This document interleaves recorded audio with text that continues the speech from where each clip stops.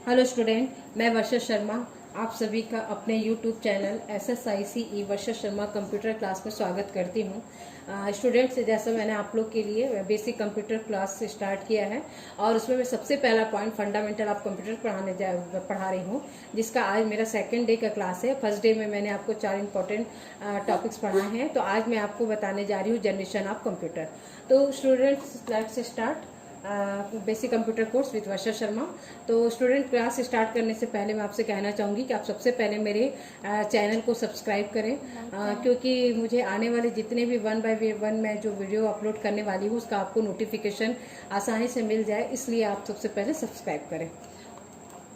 तो first generation of computer, तो जैसे स्टूडेंट आज हम जो कंप्यूटर यूज़ कर रहे हैं वो 5th जनरेशन कंप्यूटर है।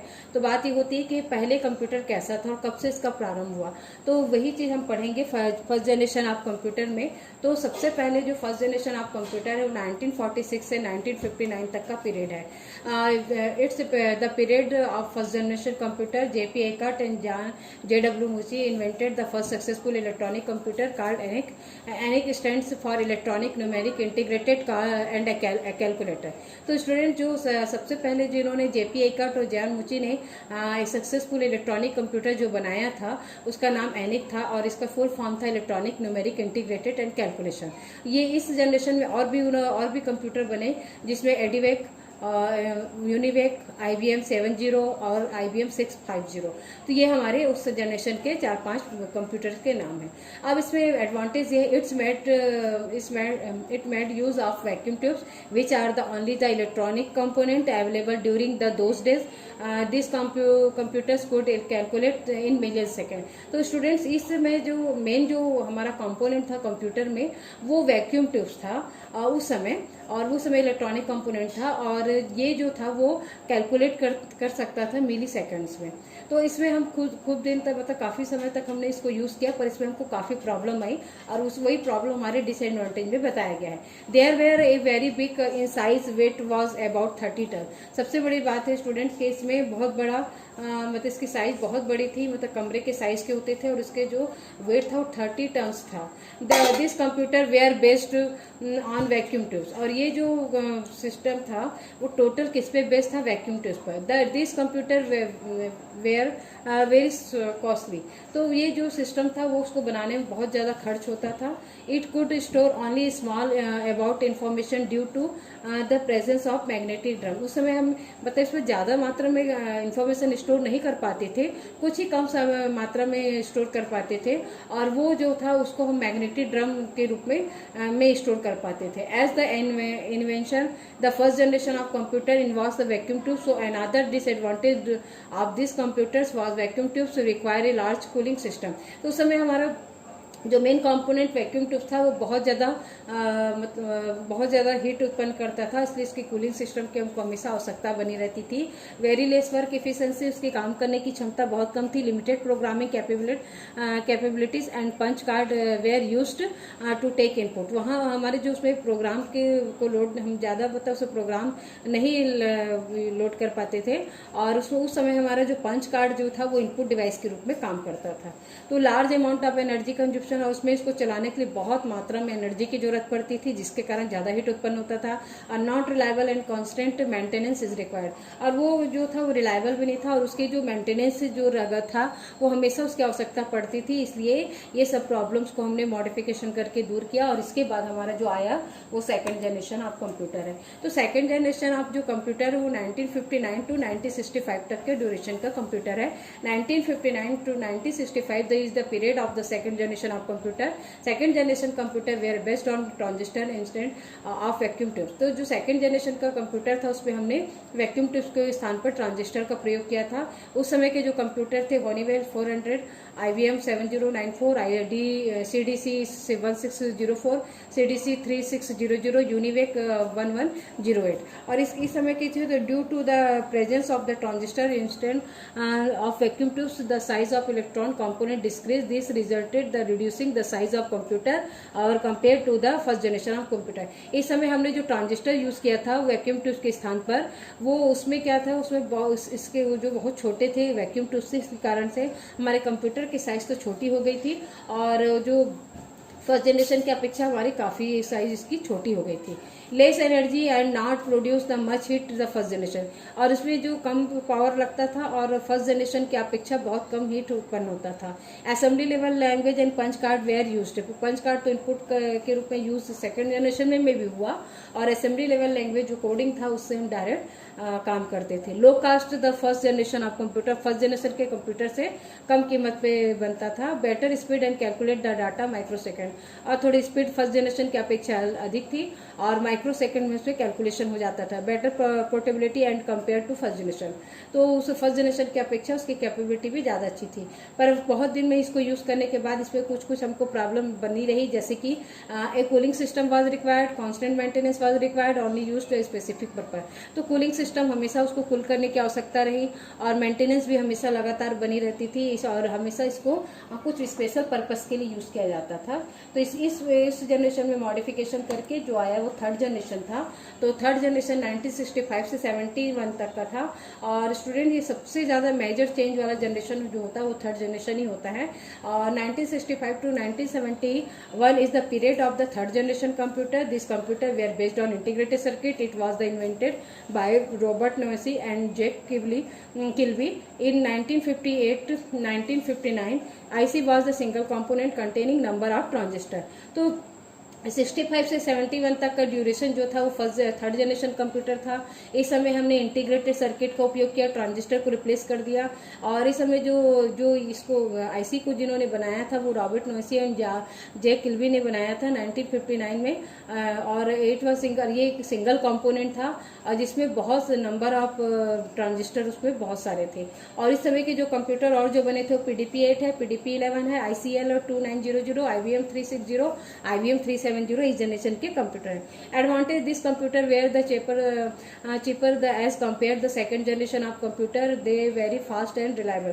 तो ये सेकंड जनरेशन कंप्यूटर की अपेक्षा बहुत सस्ते थे, रिलायबल थे। आईसी जो use of IC in the computer provide a small size of computer. IC use होने के कारण कंप्यूटर का साइज और भी बहुत छोटा हो गया। IC not only reduce the size of computer but it also improve the performance of the computer as compared to previous computer. और इससे साइज तो छोटी हुई परंतु इसमें जो इसकी परफॉर्मेंस भी बहुत अच्छी हो गई पुराने कंप्यूटर की अपेक्षा। This generation of computer has big storage capacity.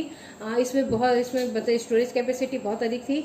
और instant the punch card mouse keyboard are used in for input. और पंच कार्ड की जगह में कीबोर्ड और माउस का उपयोग इनपुट डिवाइस के रूप में किया जाने लगा। They used an operating system for better resources management and used the concept of time sharing and multiple programming. और इस समय जो ऑपरेटिंग सिस्टम का प्रयोग किया गया जो कि बहुत अच्छा मैनेजमेंट के लिए था कंप्यूटर के, और इसमें टाइम शेयरिंग और मल्टीपल प्रोग्रामिंग भी यूज किए गए। This computer reduce the computational time for micro second to nano second. और ये जो था वो जो कैलकुलेशन के जो प्रोसेस था वो माइक्रो सेकेंड से घट के नैनो सेकेंड में हो गया। तो इसके ये एडवांटेज थे। फिर इसके बाद हमको इसमें प्रॉब्लम जो आई है वो है जिसका disadvantage, IC chips are difficult to maintain the highly sophisticated technology required for the manufacturing of IC chips, air conditioning required. तो इसमें सबसे ज़्यादा ये था कि हमको इसमें जो आईसी को बनाने में बहुत ज़्यादा मुश्किल आती थी और ये बहुत ही सोफिस्टिकेटेड थे, यानी कि इसमें ऐसे टेक्नोलॉजी थी कि जिसको ज़्यादा रख रखाव की आवश्यकता होती थी और एयर कंडीशनर की हमेशा आवश्यकता पड़ती थी। तो ये हमारा थर्ड जनरेशन से हुआ और इसमें मॉडिफिकेशन करके हमने फोर्थ जनरेशन बनाया। तो फोर्थ जनरेशन जो था 1971 से 1980 तक के बीच का है। 1971 से 1980 तक is the period of the fourth generation of computer. This technology is based on microprocessor. Microprocessor is used to a computer for any logical and arithmetic function to be the perform any program. Graphics user interface technology was exploited to offer more comfort to user. तो sir तो student ये जो generation था 71 से 80 तक का था और इसमें हमने आईसी को भी रिप्लेस करके माइक्रो प्रोसेसर बनाया और माइक्रो प्रोसेसर का प्रयोग किया जो कि अर्थमेटिक लॉजिक कैलकुलेशन करते थे। और इसमें हमने ग्राफिकल यूजर इंटरफेस का भी उपयोग किया जो कि यूजर के लिए बहुत अच्छा था, उनको बहुत ही हेल्पफुल था।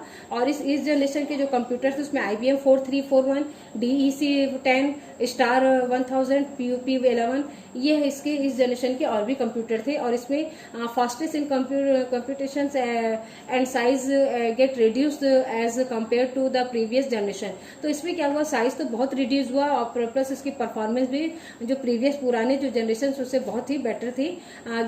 हीट जनरेटेड इन नेग्लिबल, मतलब बहुत ही नगण्य था हीट जनरेट होना, मतलब नहीं के बराबर हीट जनरेट होता था। Small size and compare to previous generation, बहुत ही कंप्यूटर छोटा हो गया था पिछले कंप्यूटर की अपेक्षा। लेस मेंटेनेंस रिक्वायर्ड, इसमें जरूरत ज्यादा मेंटेनेंस की आवश्यकता नहीं थी। Are type high level language can be used in this type of computer, इसमें हम हर प्रकार के हाई लेवल लैंग्वेज का प्रयोग करने लगे थे। डिसएडवांटेज है, the micro processor design and fabrication are very complex. इसको जो माइक्रो प्रोसेसर को बनाना, उसको डिजाइन करना बहुत ही कॉम्प्लिकेटेड था। Air conditioning is required in many cases due to presence of ICS, है ना। तो इसमें भी मेंटेनेंस की आवश्यकता है और एयर कंडीशन की आवश्यकता है क्योंकि कूलिंग की जरूरत पड़ती थी। Advance technology is required to make IC, और हमको IC बनाने के लिए भी मतलब एडवांस टेक्नोलॉजी की आवश्यकता है। तो उसके बाद हमारा जो है 5th generation, the period of the 5th generation in 1980 onwards. हमारा जो 1980 के बाद से आज तक का जितना कंप्यूटर है वो सारे 5th जनरेशन में आते हैं। तो this generation is based on artificial intelligence. अभी के जो हमारे कंप्यूटर है 5th जनरेशन के, वो टोटल डिपेंड है आर्टिफिशियल इंटेलिजेंस में। The aim of the 5th generation to make the device which could response to natural language input and are capable of learning to self progression.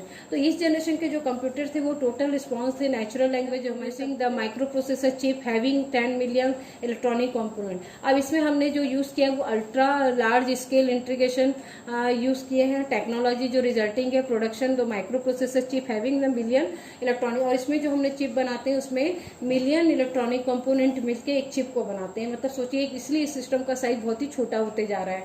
तो अभी के जो हमारे जितने भी लेटेस्ट कंप्यूटर है सारे 5th जनरेशन के स्टूडेंट, तो desktop, laptop, notebook, ultra book, Chrome book जितने भी है ये सारे हमारे 5th जनरेशन के कंप्यूटर है। और इसके एडवांटेज है, it is a more reliable and work faster. इसमें हमको बहुत ही रिलायबल है, हम बहुत फास्ट वर्क कर सकते हैं। Available in different size in unique feature, इसमें हमको अलग अलग प्रकार के फीचर, अलग प्रकार के साइज के हमको कंप्यूटर मिलते हैं। It's provide the computer with more user friendly interface with the multimedia. ये जो अभी के जो कंप्यूटर है वो यूजर फ्रेंडली है और इसमें मल्टीमीडिया वगैरह ऐसे अनेक बहुत ही अच्छे अच्छे फीचर्स है। तो इसके डिसएडवांटेज है, they need very low language, इसको आवश्यकता होती है बहुत ही लो लैंग्वेज में काम करने की। They may make the human brains dull and demand. इससे सबसे बड़ी प्रॉब्लम यह है कि इन्होंने ह्यूमन जो ब्रेन है उसको डल कर दिया है। तो ये इसके डिसएडवांटेज है। तो स्टूडेंट, मुझे उम्मीद है कि आपको ये जनरेशन कंप्यूटर बहुत अच्छे से समझ में आया होगा। तो thank you for watching my video. Please subscribe my YouTube channel SSIC Varsha Sharma computer class. तो ओके स्टूडेंट, थैंक यू।